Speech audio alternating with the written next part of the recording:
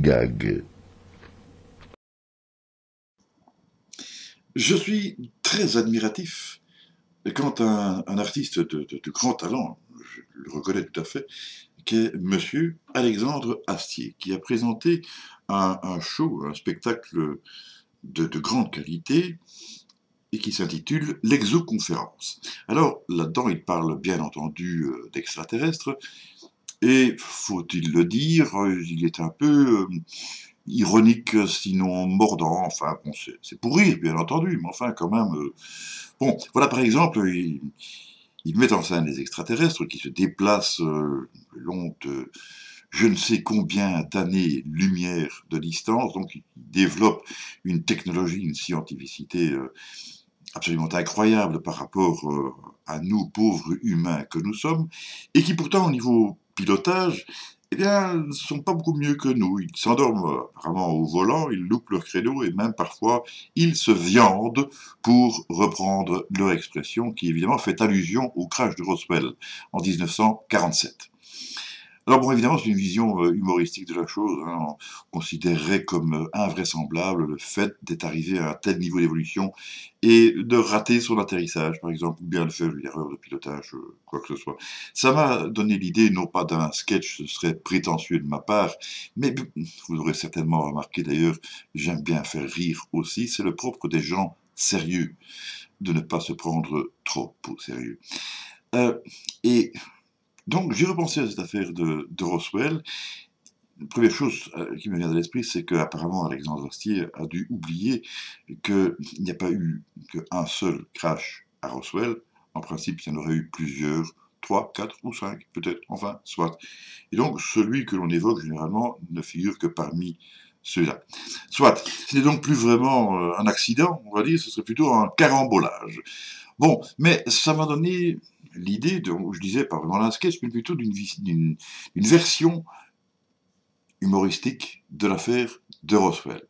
D'abord, moi je pense simplement à cette idée du type qui s'achète une voiture, il sort du garage, il fait 100 mètres, et la voiture est en panne. Pourtant, c'est une voiture neuve.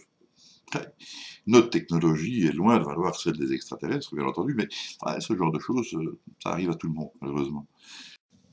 On ne peut évidemment pas tout contrôler, et ça me fait penser, en parlant de contrôler, une aventure, une mésaventure qui m'est réellement arrivée. C'est absolument authentique, ça n'a rien à voir avec le surnaturel, le paranormal, l'ufologie, les extraterrestres, tout ce que vous voulez. C'est simplement de la vie courante, mais ça m'est bel et bien arrivé. Je revenais de Bruxelles, je revenais de mon travail, j'avais fait la nuit, j'étais en voiture, et tout allait très bien jusqu'au moins aux 3/4 du parcours, quand il a commencé à neiger. Il a neigé, mais fort. Alors là, sérieusement, au bout d'un certain temps, la route est devenue vraiment très très glissante. Je suis arrivé à une centaine de mètres tout au plus de chez moi, et là, la voiture a commencé à partir en dérapage absolument pas contrôlé du tout. Là, je contrôlais vraiment plus rien. Et je me dis, ici, je vais aussi, moi, me viander complètement, d'autant plus qu'au milieu de la route, un peu avant d'arriver chez moi, il y avait tout un ensemble de piquets. Et la voiture de son propre chef, donc, a décidé de passer exactement entre les piquets sans les toucher. Magnifique, quel coup de chance, incroyable, première frayeur. Et c'est que la première d'ailleurs, parce qu'il y en a une deuxième qui va arriver tout de suite après, c'est quand la voiture commence à se diriger vers le mur de façade. Et là, avant moi, j'ai pour faire ce que je veux, c'est pas la peine, c'est la voiture qui décide, c'est elle qui commande. Elle a quand même réussi à se mettre dans l'alignement, et donc en évitant le mur de la façade. Mais elle n'était pas arrêtée pour autant. Elle continuait de rouler. Moins vite. Déjà qu'au départ, je roulais pas vite forcément puisqu'il neigeait. Mais c'est là que je me suis dit, avec ce qui reste comme vitesse à la voiture, je m'en vais aller emboutir la première voiture qui est là garée devant moi. Et la voiture s'y dirigeait en plein, effectivement. Et elle s'est arrêtée juste avant. Véridique. Voilà, mais donc tout ça, c'est vrai, ça nous éloigne quand même finalement des extraterrestres supposés de Roswell, ou en tout cas du crash qui aurait eu lieu là de la part d'un ovni. Alors, on va voir les choses d'une manière un petit peu différente, on va se va se mettre à la place du rancher qui a découvert les soi-disant débris. Voilà, donc c'est un fermier, une personne très terre-à-terre, c'est le cas de le dire, qui promène ses bestiaux, après peut-être un orage, et on ne sait pas, est-ce que cela pourrait être des perturbations électromagnétiques qui auraient créé des interférences sur l'équipement des vaisseaux spatiaux concernés, on n'en sait rien, hein, juste une hypothèse comme ça, en passant, histoire de faire bien. Et donc, Mac Brazel promène ses bestiaux dans ses pâtures, jusqu'au moment où il constate que ces bestiaux en question décident de faire un détour, parce qu'apparemment il y a un endroit qui ne leur plaît pas tellement. Alors il va voir ce qui se passe, et il trouve des débris. Ces débris, eh bien, ils sont composés de morceaux de bois, de scotch et d'aluminium. Tu parles, ça c'est une découverte extraordinaire. Quand on voit ça, évidemment, tout le monde pense directement à une soucoupe volante. Vous feriez comme moi, vous voyez ça tout de suite. Du bois, du scotch, de l'aluminium, soucoupe volante. C'est classé. Donc ça l'intrigue tellement fortement qu'il se dit what can I do now? Et il a l'idée d'aller consulter ses voisins pour leur demander leur avis. Voilà, c'est ce qu'il fait parce que bon bah il n'y a rien d'autre à faire. Hein. Et donc il laisse ses bestiaux sur le côté, et il va voir les voisins. Les voisins voient donc les morceaux de bois, de scotch, d'aluminium, et oui, là, évidemment, écoute, t'as bien fait de nous consulter, parce que là, l'affaire est grave. Franchement, la situation est grave. Quand on voit ça, tout le monde comprend directement qu'il s'agit d'une invasion extraterrestre. Tu parles du bois, du scotch, de l'aluminium, oh, hein. Bon, non, moi je te conseille franchement d'aller voir le shérif. Alors, qu'est-ce qu'il fait? Il prend son pick-up et il s'en va dans le patelin juste à côté. Patelin à l'échelle américaine, patelin à côté, ça veut dire facilement 100 km environ, mais c'est pas grave. Les meumeux derrière, ils attendront. Il est parti avec ces morceaux de ce que vous savez, je vais pas le répéter 100 fois, quoi. Hein. Et donc il arrive chez le shérif. Le shérif, lui, c'est une lumière. C'est pas une année-lumière, c'est une lumière tout court, parce que directement, il comprend la gravité de la situation. Et lui aussi, sur base de ces preuves indubitables d'une présence extraterrestre sur Terre, il va conseiller à Mac Brazel d'aller chez les militaires du coin. Les militaires du coin, en l'occurrence, eh bien, ce sont ceux de la base aérienne atomique, la première base militaire atomique des États-Unis, puisque j'ai lu peu. Hein. Et là, ben, on ne va pas considérer Mac Brazel comme un imbécile. On ne va pas le considérer comme un farfelu, on va considérer au contraire que ces morceaux de bois, de scotch, d'aluminium, excusez-moi, c'est répétitif, hein, mais donc méritent quand même toute leur attention, au point d'ailleurs que ça va être envoyé à Wright-Patterson pour un examen approfondi. Et entre-temps apparaîtra un article dans un journal qui dira qu'on a découvert un ovni à Roswell. Ça va être démenti par la suite très rapidement, parce que les militaires ne l'entendent pas de cette oreille, évidemment, et ils vont prétendre qu'il s'agit d'un ballon météorologique. Après quoi, ils vont dire, mais non, tout compte fait, c'était pas un ballon météorologique, parce que bon, finalement, ça a du mal à tenir la route. Ça. D'ailleurs, les ballons météorologiques qui tiennent la route, c'est un petit peu comme les voitures sur la neige. Et je veux dire, tout compte fait, c'était quand même plutôt, ouais, c'était en fait un ballon mogul, un ballon qui était destiné à épier les activités nucléaires de l'ex-URSS. Oui, bon, ben voilà, mais ça, on ne pouvait pas le dire, évidemment, quoi.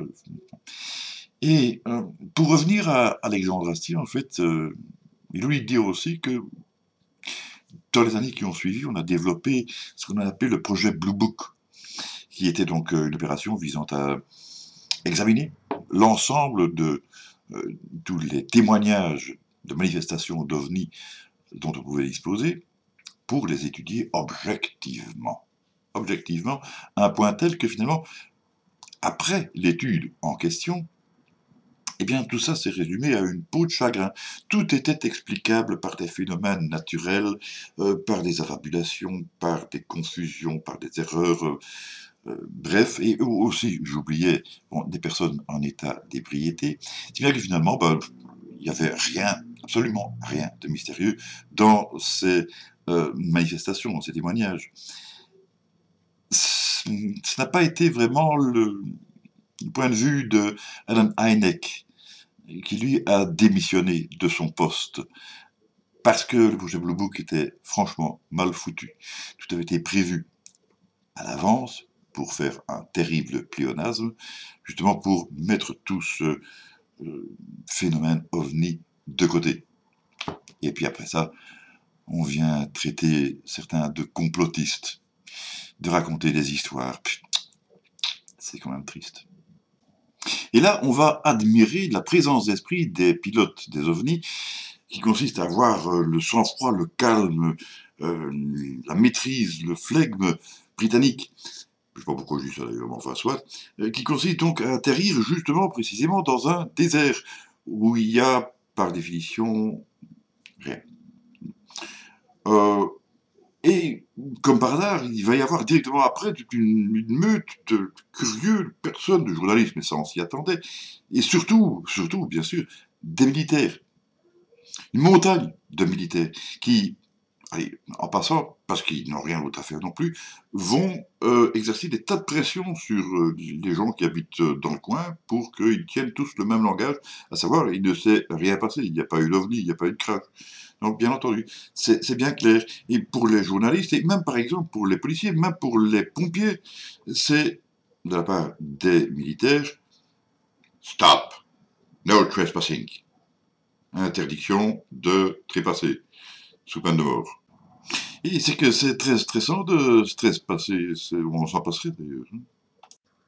Et bien tout ça, ça me fait penser à ce journaliste qui m'interviewait à la radio et qui signalait le caractère particulièrement efficace du service technique des extraterrestres. Parce qu'en effet, celui-ci n'avait à déplorer aucune panne, aucun incident technique, aucun crash, ni quoi que ce soit. Donc voilà encore un qui s'est viandé, quoi. Et bien voilà, donc vous m'excuserez de ne pas vraiment avoir de chute à ce pseudo-sketch qui d'ailleurs n'en a pas la prétention, je l'ai dit en introduction.